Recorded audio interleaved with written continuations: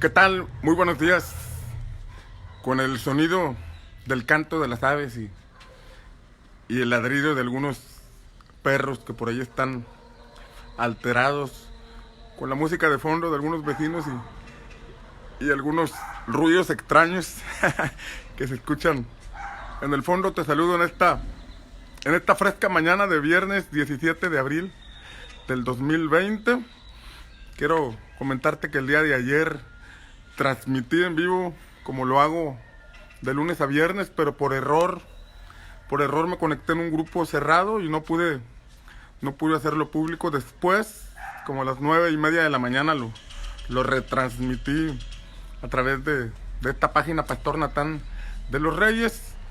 Te ofrezco una disculpa por no haberlo transmitido por el lugar correcto, pero ahí lo puedes encontrar en mi página Pastor Natán de los Reyes. El día de ayer hablé acerca del segundo elemento que encontramos en el arca del pacto, que era la vara de Aarón. Recapitulando un poco, hemos estado hablando de la vida de Samuel, la vida de este joven llamado Samuel que vivía en el templo, vivía en el tabernáculo que estaba en Silo. Primer libro de Samuel, capítulo 3.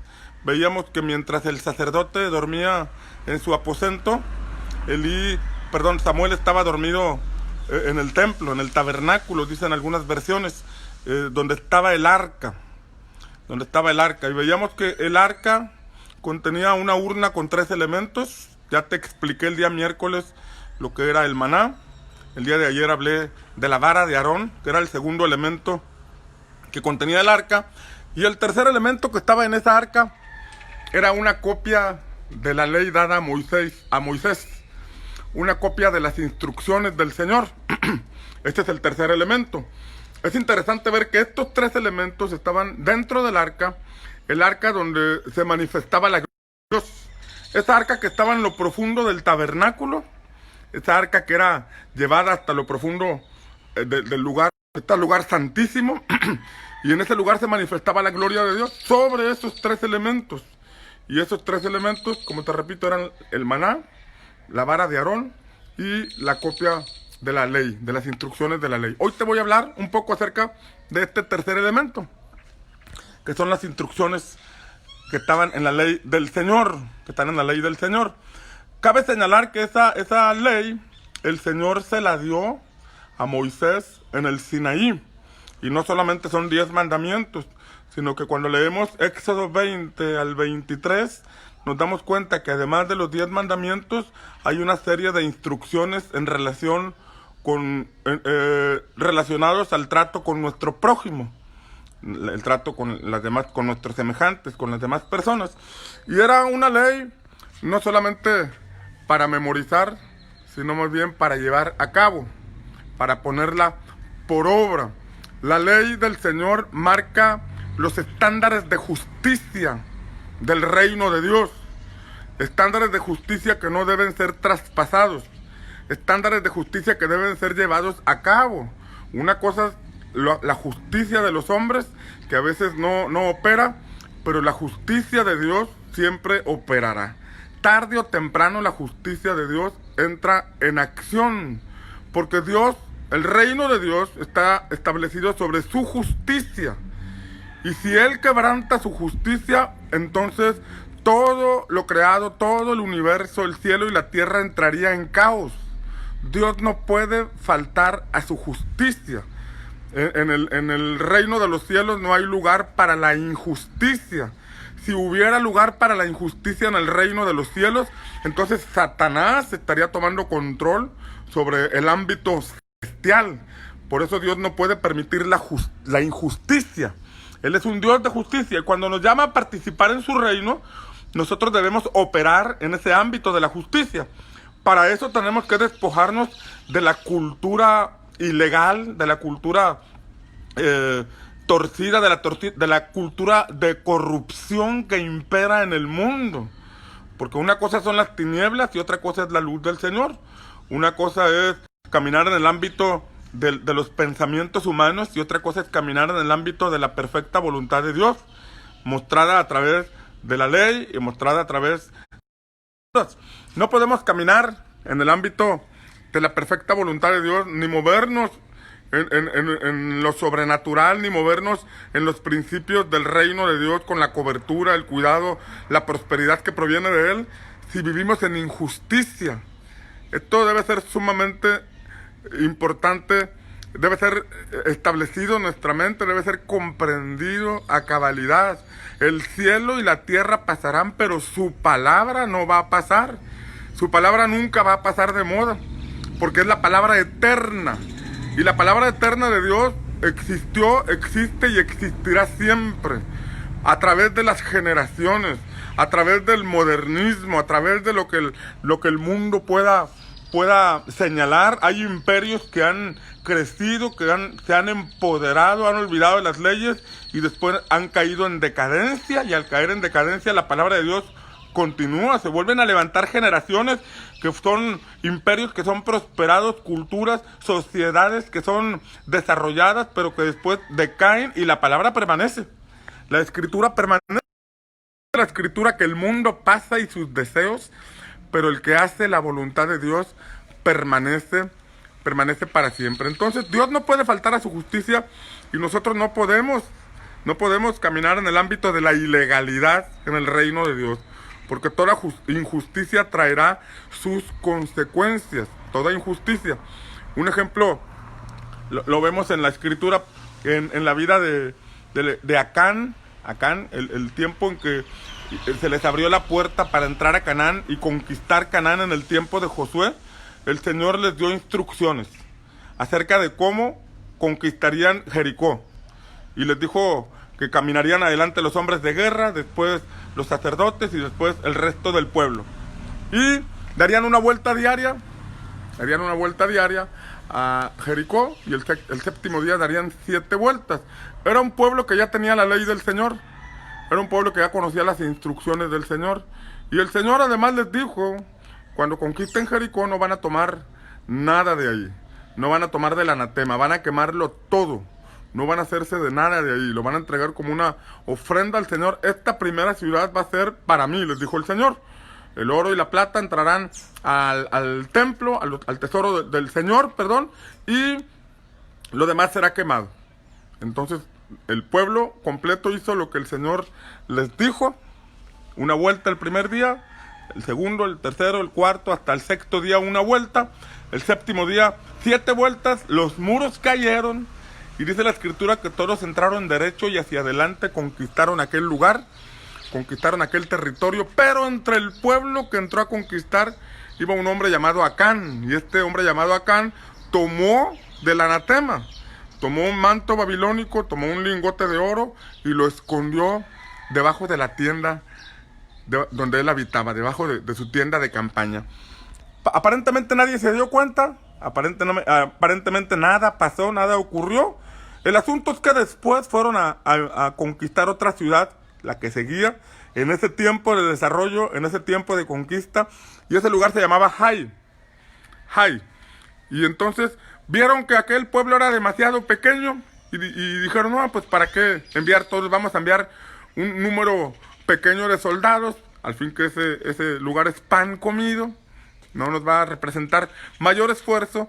Pero la escritura dice que los soldados que fueron enviados allí salieron huyendo, salieron corriendo, no pudieron enfrentar a los habitantes de aquella pequeña ciudad que aparentemente sería fácil de conquistar. Cuando regresaron avergonzados, dice la escritura que Josué y los ancianos se humillaron delante de Dios, rasgaron sus vestiduras y estuvieron llorando y clamando delante del Señor que por qué había pasado esto, que por qué los había abandonado, y estuvieron hasta la tarde llorando y clamando al Señor. Y el Señor les dijo, ¿por qué lloras? Deja de llorar. Y le dijo, ponte de pie, porque lo que ha ocurrido es que el pueblo ha desobedecido las instrucciones que les di. Han tomado del anatema, han tomado lo que les dije que no debían tomar, y mientras esto esté así, ustedes no podrán seguir adelante. Y entonces Josué empezó a buscar quién había quebrantado el mandamiento del Señor, quién había desobedecido las instrucciones del Señor, y llegaron hasta Acán. Y cuando llegaron con Acán, Acán les confesó lo que había hecho, que se le había hecho fácil tomar aquello que vio, porque lo vio con sus ojos y se le hizo fácil llevárselo. Y entonces Josué les dijo, pues mira, has errado y nos has traído maldición a todo el pueblo. Y la escritura dice que los apedrearon a él, a su familia, y los sepultaron. Parece una decisión exagerada, pero así de exagerada debe ser nuestra obediencia al Señor. Porque no podremos incursionar al ámbito del reino de Dios. No podremos entrar al ámbito del propósito y desarrollo de Dios para nuestra vida aquí en esta tierra si no caminamos en perfecta obediencia, si no caminamos en la justicia de Dios. La ley del Señor no es solamente para memorizarse, la ley del Señor es para llevarla a cabo. Porque la ley del Señor, las instrucciones del Señor nos muestran la medida del varón perfecto que es Cristo. El Hijo perfecto de Dios, que fue obediente en todo, es Jesús, es Cristo. Y esa ley que el Señor nos dio, que le dio a Moisés, y podemos leer, nos muestra el estándar, la estatura del varón perfecto que es Jesucristo nuestro Señor. Él es el Hijo obediente. Él es quien nos abre la puerta al lugar santísimo, que en el tabernáculo, el lugar santísimo implica entrar al lugar donde habita la presencia de Dios, la gloria de Dios. Más allá de las figuras de Dios, más allá de las imágenes, más allá de las doctrinas, es tener un encuentro con el Dios eterno, pero eso es posible a través de Cristo Jesús. A través de Cristo nos acercamos al trono de la gracia para alcanzar misericordia y el oportuno socorro. Dice Efesios 4 que Él es la medida del varón perfecto. Es la medida, la estatura a la que tú y yo debemos aspirar, y Él es nuestra entrada a Canaán. Él no solamente nos salva, podemos estar en el ámbito de salir de Egipto. Salir de Egipto significa ser salvos, ser perdonados de nuestros pecados. Pero al llegar al Sinaí, después de un año, esa generación llegó al Sinaí, después de 3 meses llegaron al Sinaí, y ahí estuvieron hasta cumplir un año, 9 meses, estuvieron en ese lugar, y en ese lugar recibieron las instrucciones del Señor. No pudieron avanzar, no siguieron adelante, sin que primero el Señor no les diera las instrucciones, no les diera la ley. La ley no se las dio en Egipto. Las instrucciones no se las dio en Egipto, porque en Egipto estaban en una condición de esclavos, en una condición de pobreza, en una condición de mucha necesidad. En ese contexto ellos no tendrían oídos para escuchar, ni mente para entender. Lo que querían era ser libres. Cuando nosotros estamos en pecado, podemos memorizar la ley, podemos memorizar los 10 mandamientos y presentar exámenes donde aprobamos que sabemos esos 10 mandamientos, pero en realidad no lo entendemos, en realidad no podemos digerir a profundidad lo que significa eso, porque todavía estamos bajo el velo de la esclavitud o del pecado. Pero cuando somos libres, cuando caminamos en el arrepentimiento y perdón de pecados, entonces podemos llegar al punto donde el Espíritu Santo nos revela que más que una doctrina memorizada, que más que una religión que nos enseña a vivir ciertos mandamientos, esos mandatos, esas instrucciones son las que Dios nos da para que caminemos y operemos en el ámbito de su justicia. Desconocerlos nos impide desarrollarnos en el ámbito espiritual. Desconocerlos nos impide caminar en la voluntad del Señor. La Escritura señala que su pueblo fue llevado cautivo porque no tuvo conocimiento. Fíjate, por no tener conocimiento, la ignorancia de las instrucciones del Señor provoca cautividad. La ignorancia de los preceptos de Dios provoca cautividad, porque la ignorancia es oscuridad en alguna área de nuestra vida. La ignorancia provoca ceguera en alguna área de nuestra vida. Pero cuando la luz del Señor alumbra sobre nosotros por medio de su palabra, salimos de esa ignorancia. Podemos estar en algún tipo de cautividad sin saberlo.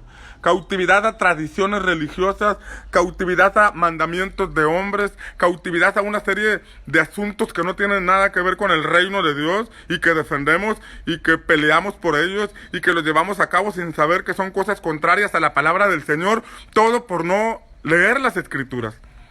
Así dice la palabra que el pueblo de Dios es llevado cautivo por no tener conocimiento. Pero también dice la palabra que el pueblo de Dios perece porque le falta conocimiento. Una cosa es no tener conocimiento y eso nos trae cautividad, pero dice que la falta de conocimiento, cuando empezamos a leer poquito, a conocer poquito, pero detenemos nuestro crecimiento, dice la Escritura que eso provoca que perezcamos. El pueblo perece porque le falta conocimiento, porque no avanza en su conocimiento de Dios a través de las Escrituras. Una generación que verdaderamente quiere ver la manifestación del reino de Dios debe conocer la palabra del Señor, porque la palabra del Señor muestra los estándares de justicia y muestra los parámetros donde usted y yo debemos movernos. Porque fuera de los parámetros establecidos en la palabra del Señor, es estar en anarquía, es estar en desobediencia. Y si verdaderamente queremos ver a Dios manifestarse en nosotros, es importante conocer su palabra. Su palabra es relevante, su palabra es importante. Su palabra está al alcance de todos nosotros. Hace algún tiempo estaba prohibido que la gente tuviera una Biblia. Estaba prohibido que la gente conociera las Escrituras con el argumento de que la gente no tenía la capacidad de entender esos mandamientos. Más bien era para manipular la fe de la gente. Porque cuando un pueblo no conoce la ley del Señor, le pueden decir lo que quieran. Y durante un tiempo, ese mismo tiempo, se les compartía la palabra del Señor en un lenguaje que ellos no entendían. Entonces la persona podría estar, el sacerdote o la persona que compartía podía estar hablando barbaridades y el pueblo sin entender, llegaban y salían igual y ellos no tenían acceso a la palabra porque estaba prohibido.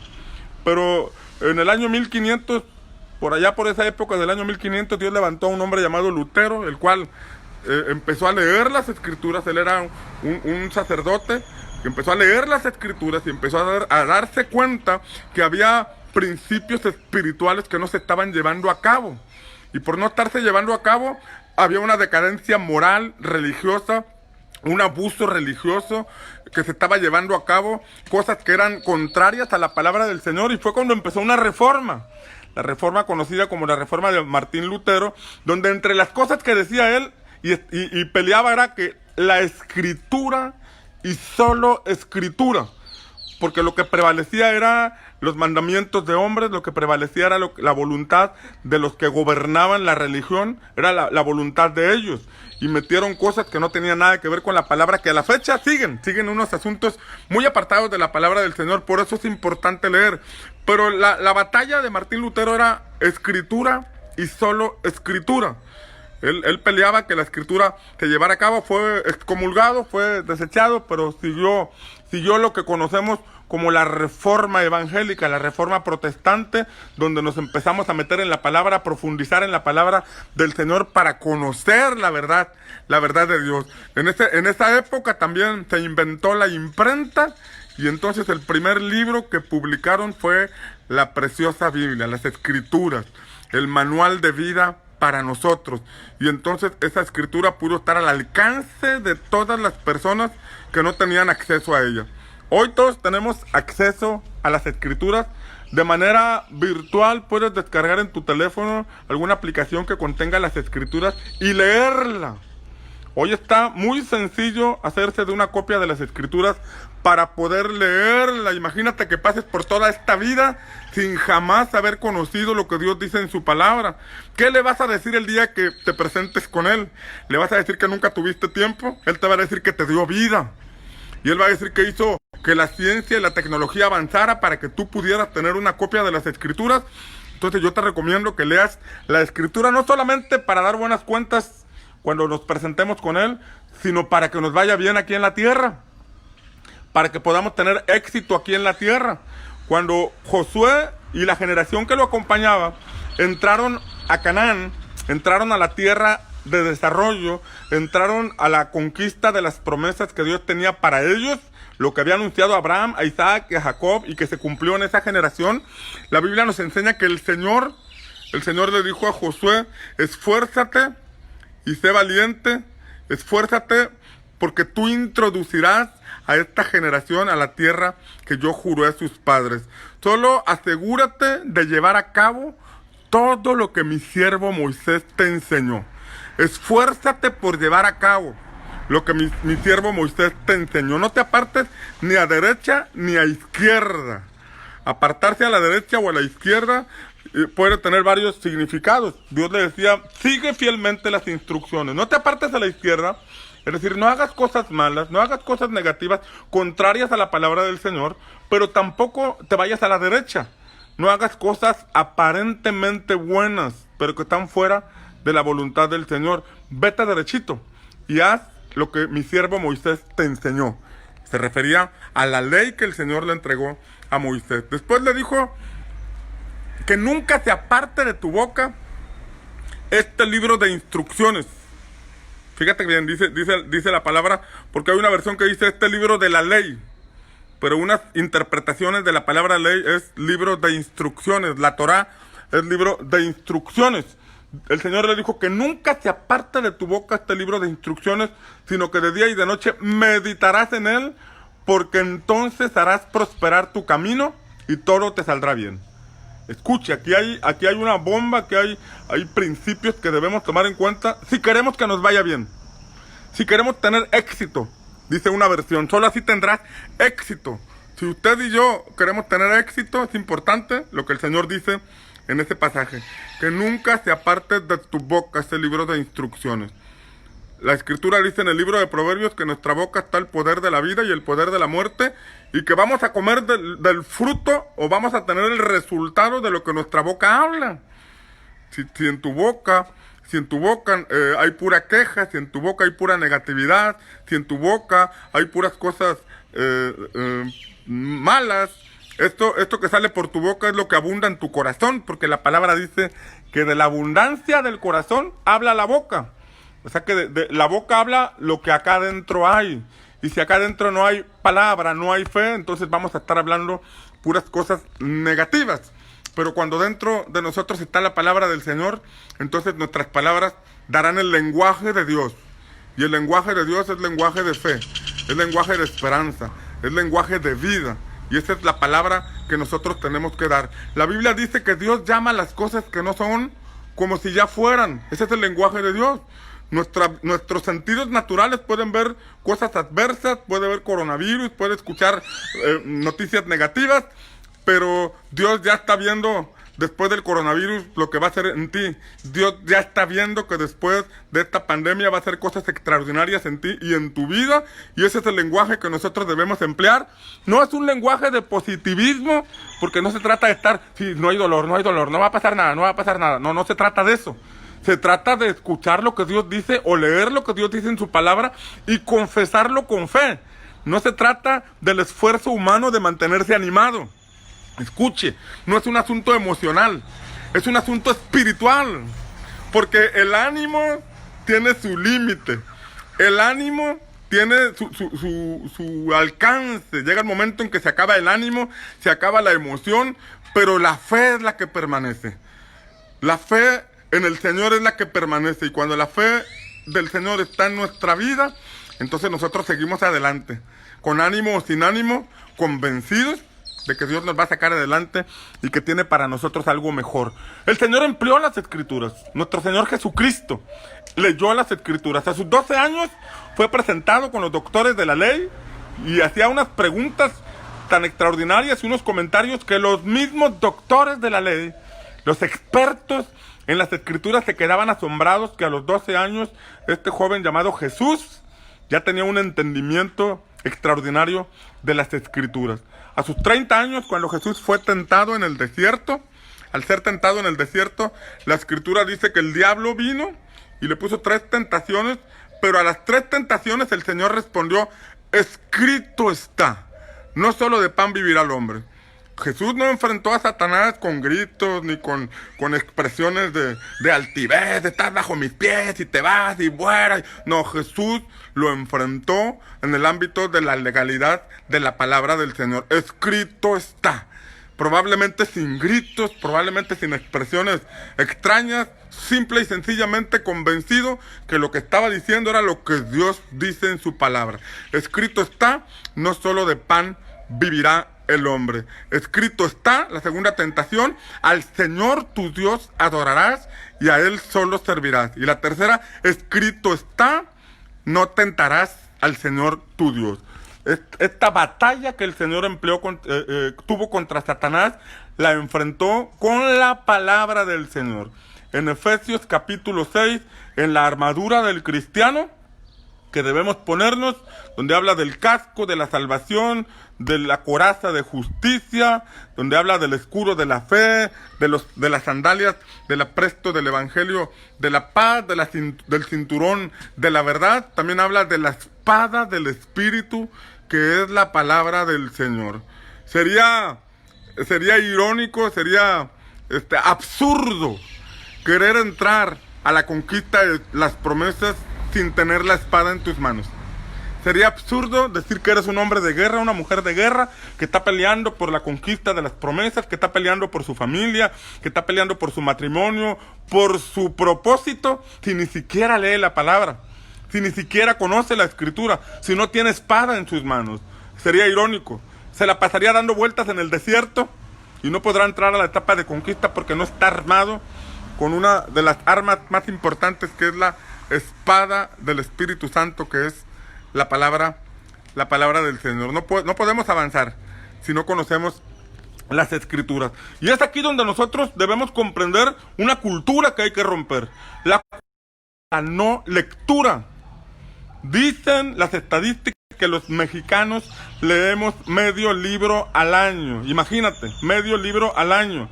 Y si es el libro vaquero, estamos, pero si bien de la patada, ¿eh? El libro vaquero. Imagínate esa cultura que ya está establecida, con la que estamos luchando, con la que tenemos que romper. Sí, hay personas que leen más de 3, 4 libros al mes, es verdad. Pero en promedio dicen que se lee medio libro al año. Entonces, en vez de leer más tiempo el Facebook, leer más tiempo TV novelas, en vez de leer más lectura que no edifica, procuremos conocer los principios eternos que provienen de Dios y que están a nuestro alcance a través de las escrituras. Alguien dice que no le entiendo, no le sé. Bueno, cuando empiezas a leer, probablemente no entiendas algunas cosas, pero en la medida que te disciplinas y te comprometes en la lectura, el Espíritu Santo te va a ayudar. El Espíritu Santo te va a dar luz. El Espíritu Santo, dice Jesús, que nos va a ayudar a todos. Él no solamente ayuda a los pastores, Él no solamente ayuda a los sacerdotes, no. Él no solamente ayuda a las personas que se dedican a compartir la palabra, Él ayuda a todos. Jesús dijo que nos convencerá de pecado, nos convencerá de justicia y de juicio. El segundo punto es convencernos. Quiere decir que nos va a ayudar a comprender lo que leemos en la justicia de Dios que está en la palabra y nos va a ayudar a llevarla a cabo. Pero si usted y yo no leemos, fíjese bien, a veces no entendemos porque no estamos acostumbrados a leer. Pero cuando estamos acostumbrados a leer, cuando estamos rompiendo esa cultura de la no lectura, empezamos poco a poco a desarrollar la capacidad de comprensión en lo que leemos y el Espíritu Santo nos va a empezar a revelar. De manera que cuando tú escuches un mensaje como este, el Espíritu Santo te recuerda lo que tú leíste. Ah, con razón, yo leí la otra vez esto, y entonces viene más luz y eres edificado cuando escuchas la palabra. Sin embargo, cuando tú no lees la palabra, tú puedes ir a una reunión y sales igual, porque no te edificó aquello, no te alimentó, porque no relacionas lo que tú ya leíste con lo que estás escuchando. Por eso es importante leer. La lectura nos da luz. Dice un salmo que la palabra del Señor es lámpara a nuestros pies y lumbrera a nuestro camino. ¿Te has cansado de cometer errores? ¿Te has cansado de estar en ciclos donde parece que nunca sales y siempre estás en el mismo lugar? Deberías examinar cómo son tus pasos, y la manera de examinar tus pasos es con la luz que proviene de la palabra del Señor, que te puede alumbrar en tu camino y te puede llevar por la senda del propósito de Dios, que es la prosperidad, el éxito y la bendición que tiene para ti. Esos 3 elementos estaban en el arca. Esos 3 elementos. Y escucha, esos 3 elementos estaban en el arca, y el arca estaba en lo profundo del tabernáculo. El día de ayer alguien me preguntó o me dijo que ha estado escuchando en la semana las enseñanzas y me preguntó qué es el tabernáculo. Probablemente algunos no sepan qué es el tabernáculo, pero el tabernáculo fue una tienda, una especie de tienda de campaña que Dios le dijo a Moisés que edificara. Se lo dijo estando en el Sinaí, en el monte. Antes del Sinaí, la nube, Dios estaba sobre la nube. De las primeras estaciones de Egipto al Sinaí, Dios estaba sobre la nube. Pero al llegar al Sinaí, Moisés subió a la montaña y Dios descendió a él. Y entre las indicaciones que le dio la ley, le dio el diseño del tabernáculo y el diseño del sacerdocio. Pero al darle el diseño del tabernáculo era para edificar una tienda a donde la nube de la gloria de Dios descendería entre el pueblo. Dejaría de estar el Señor arriba, no, dejaría de estar solamente en la montaña y descendería para estar en el pueblo, para estar entre ellos. El tabernáculo sería puesto en medio del campamento, sería el centro de todo. Las 12 tribus se acomodarían alrededor del tabernáculo y en el centro de aquella congregación estaría el tabernáculo, donde estaría el arca de Dios. El tabernáculo era una tienda que tenía 5 capas y tenía algunas cortinas, pero es interesante las capas que tenía, que cubrían aquella tienda de campaña, aquel tabernáculo. Tenía pieles de tejón, tenía una tela color azul, una tela color púrpura, una tela color rojo y lino torcido. Y es interesante todo esto, te lo voy a explicar brevemente. La piel de tejón es una piel muy dura, muy dura. El azul representa lo celestial, el rojo representa la sangre del Cordero, la sangre de Cristo. El púrpura es el color que usan los reyes, es símbolo de reino. Y el lino torcido, el lino fino, por ejemplo, habla de las obras justas de los santos. El que las personas practiquemos la justicia, pero lino torcido significa una tela torcida donde nosotros torcemos nuestra vida o quebramos nuestra vida para poder hacer la voluntad de Dios viviendo en justicia. Porque estas 5 capas que cubren el tabernáculo, en el Nuevo Testamento, en el Nuevo Pacto, Pablo dice que nosotros somos ese tabernáculo donde la presencia de Dios quiere habitar. Somos ese tabernáculo donde la presencia de Dios quiere manifestarse. Fuimos creados para ser templo del Espíritu de Dios. Pero cuando nosotros no comprendemos la importancia de edificar nuestra vida con el tabernáculo, como tabernáculo para Dios, si no tenemos ese carácter representado por la piel de tejón, es el carácter para hacer la voluntad de Dios, es el carácter para no permitir que culturas mundanas entren a nuestra mente, sino que permanezca en nosotros el firme propósito de hacer la voluntad de Dios, el firme propósito de obedecer al Señor. Eso se requiere carácter para obedecer al Señor. Por supuesto, se requiere la ayuda del Espíritu Santo, pero usted y yo podemos tener el Espíritu Santo y aún así decidir otras cosas. Y la piel de tejón representa la firme determinación que nosotros debemos tener para hacer la voluntad de Dios. El azul representa que nuestra mirada debe estar en las cosas celestiales, en las cosas de arriba, como dice Colosenses capítulo 3, que si hemos resucitado con Cristo, debemos poner la mirada en las cosas de arriba, en la voluntad de Dios, en el propósito de Dios, y no solamente en los propósitos humanos. El color rojo representa que debemos estar firmes en nuestra decisión que tomamos de arrepentirnos de nuestros pecados y vivir en nueva vida. Significa permanecer en pacto con Cristo por medio de su sangre. Nosotros entramos en pacto con Él y decimos: Señor, perdona mis pecados y ahora decido vivir en nueva vida. Y cuando yo permanezco en esa decisión, yo permanezco con el color rojo. Pero el color púrpura era un color que usaban los reyes y representa el reino de Dios establecido en nosotros, la perfecta voluntad de Dios establecida en nosotros, pensamientos de reino, conductas de un ciudadano del reino de los cielos. Y hablar de reino es operar en el ámbito de la perfecta voluntad de Dios.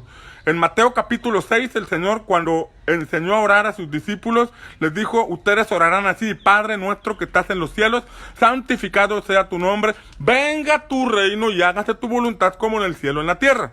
Traer el reino de Dios a nuestra vida significa que hacemos la voluntad perfecta de Dios para nuestra vida. Y escuche, en este punto, nosotros apagamos el botón que activa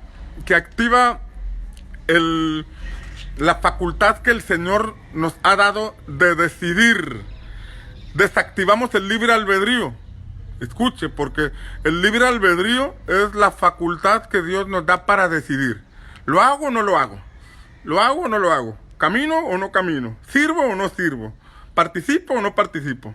Esa libertad, esa facultad Dios nos la dio. Pero cuando alguien tiene mentalidad de reino, uno inhabilita esa facultad y dice, yo voy a hacer todo lo que Dios dice. Yo no voy a cuestionar lo que dice Dios en su palabra. Voy a obedecer el 100%. Ya no vivo yo, ahora Cristo vive en mí. Y lo que vivo en la carne, lo vivo en la fe del Hijo de Dios que me amó y se entregó por mí. Si yo sigo haciendo mi propia voluntad, voy a volver a Egipto o me voy a quedar en el desierto dando vueltas. Pero si yo decido hacer la perfecta voluntad de Dios plasmada en las Escrituras, y revelada por medio del Espíritu Santo, yo voy a poder avanzar hacia Canaán y en esta tierra voy a vivir en la perfecta voluntad de mi Padre Celestial. Y como ya te repetí, el lino, ya te lo comenté, el lino torcido, el lino, dice la Escritura en Apocalipsis, que el lino fino representa las obras justas de los santos, el testimonio que debe ser evidente de que Cristo habita en nosotros. Porque si nosotros decimos una cosa y hacemos otra, entonces seríamos viles fariseos, religiosos, que solamente aparentan ser algo, pero por dentro no son nada. Nuestras conductas deben ser acorde a lo que decimos creer, a lo que decimos que nosotros estamos siendo. Porque si tú ves a algo que parece pato, que grazna como pato y que camina como pato, tú dices, esto es un pato. Aunque diga que es oveja, o aunque diga que es otra cosa, sus conductas, sus movimientos dan evidencia de que es un pato. Y de igual forma, nuestra forma de expresarnos, nuestra forma de ser, nuestra forma de conducirnos, nuestra imagen refleja la identidad que tenemos. Si tenemos identidad con este mundo, o si tenemos una identidad diferente, que es una identidad más acorde a los parámetros del reino de los cielos. Entonces, cuando hablamos de que ese tabernáculo tenía estas 5 capas y que tenía puertas, tenía cortinas, es un tema que después voy a profundizar. El punto es que ese tabernáculo estaba rodeado de una barda o una valla que daba lugar al patio, los atrios. Los atrios eran lo que rodeaba, era el patio de ese lugar, del tabernáculo. Después entraban a una parte que se conocía como el lugar santo. Y posteriormente al fondo del tabernáculo estaba el lugar santísimo. Y en el lugar santísimo, en lo profundo del tabernáculo, era donde estaba el arca de Dios. La gente llegaba solamente hasta el patio. La gente natural, la gente normal, la gente de otras tribus que no eran sacerdotes, llegaban hasta los atrios. Y ahí traían sus sacrificios auxiliados por los sacerdotes. Solamente los sacerdotes y los levitas podían entrar a ese tabernáculo. En el lugar santo, que era la primera parte, en los atrios solamente había luz natural, la luz del sol. La gente se movía viendo con sus sentidos naturales. Pero al entrar al lugar santo, ahí era un lugar un poco más oscuro. Pero en ese lugar había lámparas y estaba la menorá, estaba la lámpara que daba luz dentro del tabernáculo, en el lugar santo. Y de esta manera los sacerdotes podían hacer su servicio. Allá estaba la mesa de los panes de la proposición. Había varios elementos. Estaba el altar de oro, donde se ofrecía el incienso, el altar de oro antes de entrar al lugar santísimo. Pero en este lugar, en el tabernáculo, en el lugar santo, ellos veían a través de la luz de las lámparas. Recuerda que en el patio era la luz natural, pero en el lugar santo era con la luz de las lámparas. La luz de las lámparas. Imagínate el impacto de ir de la luz natural y entrar a un lugar oscuro donde solamente la lámpara daba luz. Ese cambio era, entraban los sacerdotes y poco a poco su visión se aclaraba hasta que veían perfectamente con la luz de la lámpara. Pero en el lugar santísimo, ahí no había lámparas ni luz natural. En el lugar santísimo solamente estaba la luz que emanaba de la gloria de Dios. Solamente estaba la luz que emanaba de la presencia del Señor. Y esto trae una revelación profunda, porque muchos caminan bajo la luz natural, la que está fuera del tabernáculo. Muchos se mueven bajo los sentidos naturales. La Escritura dice que andamos por fe y no por vista. Pero muchos caminan solamente por vista y dejan inhabilitada la visión celestial, dejan inhabilitada la facultad de tener fe, porque nos movemos más por los sentidos naturales. En el mundo nos llevamos más por los sentidos naturales. Fuimos programados para movernos más por los sentidos naturales. Pero cuando nosotros decidimos profundizar en nuestra relación con Dios, y déjame decirte que antes el acceso al tabernáculo solamente era permitido para los sacerdotes y para los levitas, ahora en Cristo, dice Apocalipsis capítulo 1, versículo 5, al que nos amó y nos limpió de nuestros pecados y nos hizo reyes y sacerdotes para Dios. Así dice la Escritura, que Cristo ya pagó por nuestros pecados porque nos amó. Y a través de Él nosotros podemos ser reyes y sacerdotes para Dios. ¿Qué significa reyes y sacerdotes para Dios? Que nosotros, al ser en este ámbito o en este tema del sacerdocio, nosotros podemos acercarnos confiadamente al Señor. Nosotros podemos levantar altares. Algo que en el antiguo pacto solamente podía hacer Aarón y su descendencia. Algo que cuando no se entiende, se cree que solamente la religión oficial lo puede realizar. Pero cuando uno comprende que el sacerdocio lo ganó Cristo para nosotros, y no estoy hablando de ponernos una sotana o de ponernos cierta vestimenta, sino de la capacidad que tenemos para acercarnos a Dios a través de Cristo Jesús. Esta era una de las cosas que también Martín Lutero estaba peleando o que estaba enseñando, y era el sacerdocio del creyente, donde todos podemos acercarnos a Dios a través de Cristo Jesús. El camino al Padre es Jesús. Él es nuestro sumo sacerdote que entró al lugar santísimo no con sangre de un cordero, sino con su propia sangre, para ganar para ti y para mí la entrada al reino de los cielos.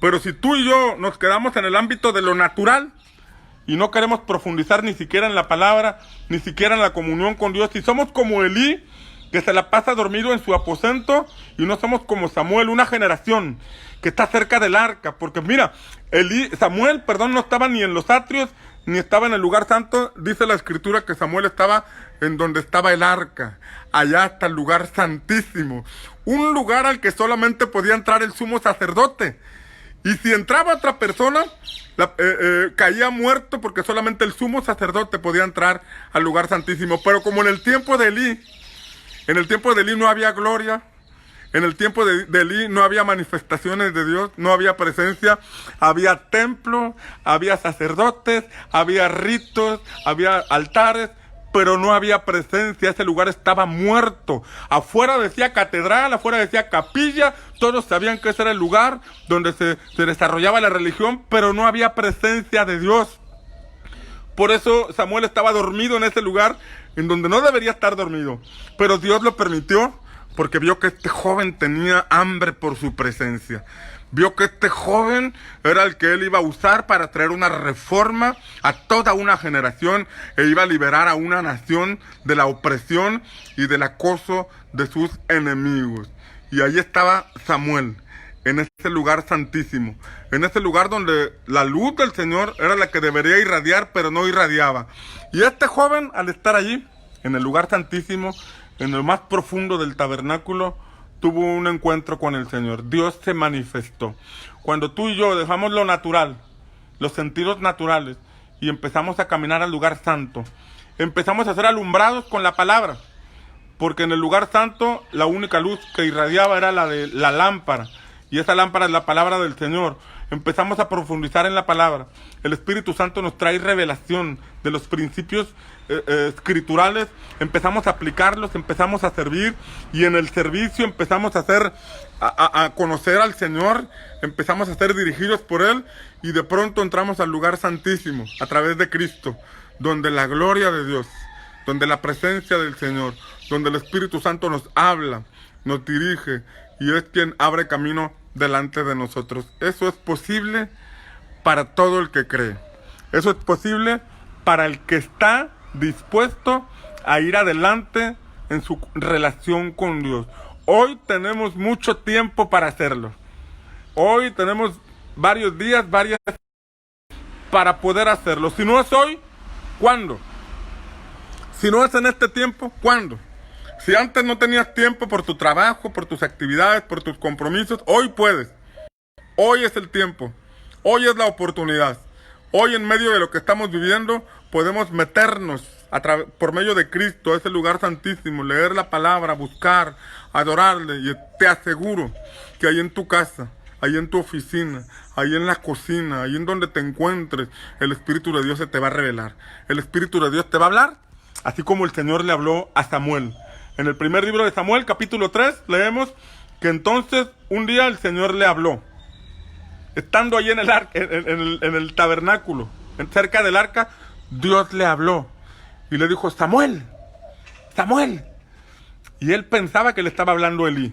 Y va con Elí y le pregunta: ¿me hablaste? Y Elí le dijo: no, yo no te he hablado. Y regresa a dormir al arca y le vuelve a hablar el Señor: Samuel, Samuel. Y él se vuelve a levantar pensando que era Elí. Él escuchaba la voz de Elí, pero era Dios hablándole. Y ahí va con Elí: Elí, ¿me hablaste? No, yo no te hablé. Fue 3 veces. Dios le habló 3 veces y Samuel venía con Elí. Y en esta tercera vez, Elí entendió que era Dios quien le estaba hablando a Samuel. Y entonces Elí le dijo: mira, regresa ahí en donde estás dormido, y cuando vuelvas a escuchar la voz, vas a responder: habla, Señor, que tu siervo oye. Habla, Señor, que tu siervo oye. Y así ocurrió. Samuel volvió a escuchar la voz, y ahora, en vez de venir con Elí, le dijo al Señor: habla, que tu siervo oye. Porque él no había escuchado a Dios antes, porque a él no le había sido revelada la palabra del Señor antes, por esto no lo entendía. Él tenía una religión, pero además de una religión tenía una disposición, un deseo de conocer a ese Dios del que tanto le habían hablado. Ese Dios que milagros, que abría mares, que daba maná en el desierto, que provocó que los muros se derribaran, que da vida a los muertos, que sana a los enfermos. Él tenía ganas de conocer a ese Dios y lo conoció.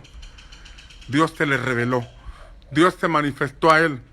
Y entonces Dios le dio una palabra, le dio el anuncio de lo que iba a hacer con los hijos de Elí. Y dice la escritura que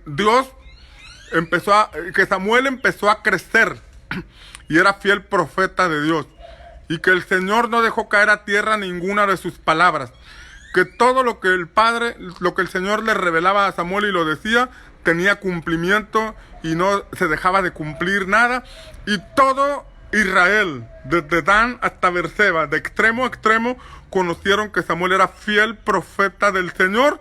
Y dice la escritura que Dios se volvió a aparecer en Silo por medio de Samuel. Aquella presencia que se había alejado comenzó otra vez a manifestarse por medio de una persona que estuvo dispuesta a profundizar con el Señor. Concluyo con esto. Ya sé que me atrasé un poco, me llevé un poco de tiempo, y perdón, porque la palabra llega y te la quiero soltar, pero recordé 2 testimonios que escuché. Uno lo escuché en Ciudad Victoria, no recuerdo el nombre del pastor que compartió, pero él compartía que hace 40 años él fue resultado de un avivamiento que hubo en su generación, que junto con muchos jóvenes llegaron a los pies de Cristo y que empezaron tiempos de oración, tiempos de búsqueda profunda, tiempos de buscar al Espíritu Santo, y el Espíritu Santo se manifestó de manera extraordinaria.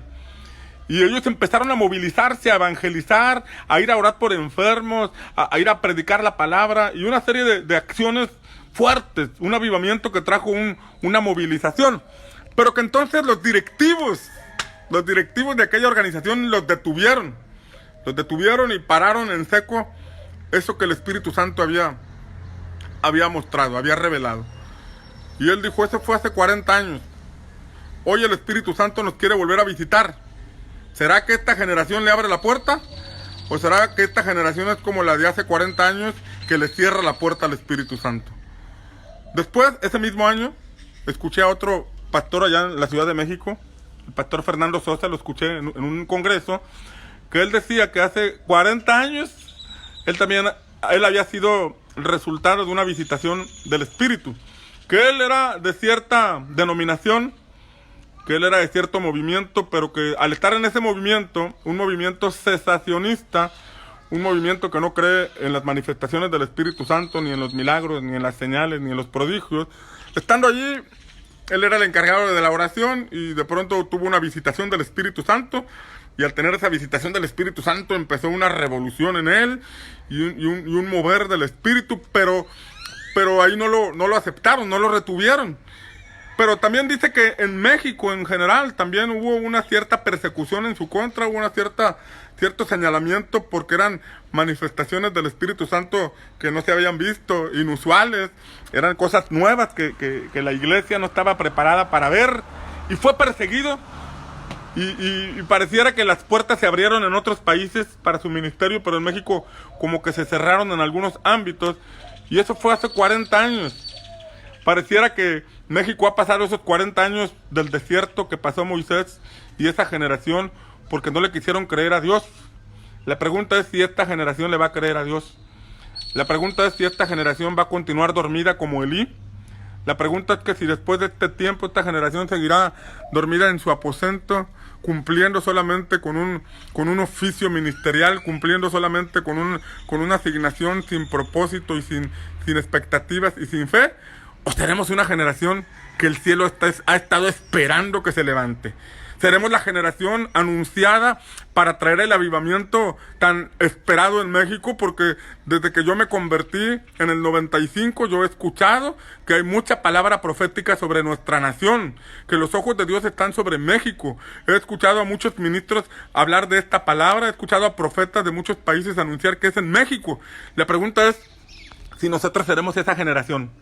La pregunta es si seremos ese Samuel que está durmiendo ahí cerca del lugar santísimo, esperando que el Dios se manifieste. Sí, que sabemos que hay templos, sabemos que hay actividad, sabemos que hay alabanza, sabemos que hay presencia, pero toda el ámbito del reino. El reino de Dios va más allá de las 4 paredes de un templo. Cuando el reino de Dios se manifieste, no hay templo ni auditorio que pueda contener el crecimiento que se desata. Los estadios, las explanadas abiertas serán insuficientes para retener la multitud de almas hambrientas que vendrán a los pies de Cristo. Independientemente si el príncipe de este mundo trae planes conspiracionales y que esta es una guerra biológica, lo que quieras pensar, Dios permite todo eso para que en este tiempo la iglesia despierte, la iglesia ore, la iglesia clame, la iglesia crea que algo poderoso y extraordinario va a ocurrir. No te enfoques en planes conspiracionales, mejor enfócate en buscar al Señor, porque estamos en tiempo oportuno. Las puertas de los cielos se están abriendo sobre México, la luz del Señor va a resplandecer sobre México, y estamos en tiempo, estamos por iniciar una década que va a ser una de las décadas más extraordinarias, de una cosecha extraordinaria, de una visitación nunca antes vista sobre nuestra nación. Estamos en ese punto. La pregunta es si el cielo va a encontrar en México a esos Samuel, si el cielo va a encontrar en México a esos hombres y mujeres dispuestos a estar en el arca, a estar cerca del arca, a ir contracorriente, a romper con todos esos sistemas religiosos decadentes que nos atrapan, nos limitan, nos bloquean y no nos permiten avanzar hacia la perfecta voluntad de Dios. Tenemos que ser esa generación. Yo quiero ser parte de esa generación, pero no se trata de se trata de un pueblo bien dispuesto para preparar el camino al Señor. Si tú y yo somos parte de ese pueblo bien dispuesto, entonces algo extraordinario viene sobre México. Algo poderoso viene sobre nuestra nación. Prepárate si lo estás esperando. Prepárate. Alista tus redes porque viene una cosecha abundante. Dejarás de pescar con anzuelo para comenzar a pescar con redes. Dejarás de pescar con una caña y empezarás a pescar con equipos. Porque viene una pesca milagrosa sobre la iglesia de Cristo. Si lo crees, di amén ahí en los comentarios finales. Bien, déjame orar por ti. Creo que ya se me fue el tiempo. Ya casi se me fue el tiempo. Déjame orar por ti. Déjame bendecirte en el nombre del Señor. Padre, yo te pido en el nombre de Jesús por cada uno de los que están conectados en este momento y los que se conectarán posteriormente, Señor. Yo te pido que Samuel tuvo un despertar, que así como Samuel fue traído al propósito, que así como Samuel a temprana edad le hablaste para despertarlo a su asignación, de igual forma, Señor, hables a nuestra vida. De igual forma, seamos llevados a esa profundidad del tabernáculo, donde solo tu presencia se manifiesta y tu presencia nos habla. Tu gloria es como la luz, tu gloria es como la luz del mediodía que va sobre nosotros y abre camino y es nuestra retaguardia. A ese punto queremos llegar, Señor, a ser dirigidos por tu presencia, y que en el nombre de Jesús haya un despertar. Que en el nombre de Jesús haya un despertar. La Escritura dice: despiértate tú que duermes, y te alumbrará Cristo. Despiértate tú que estás dormido.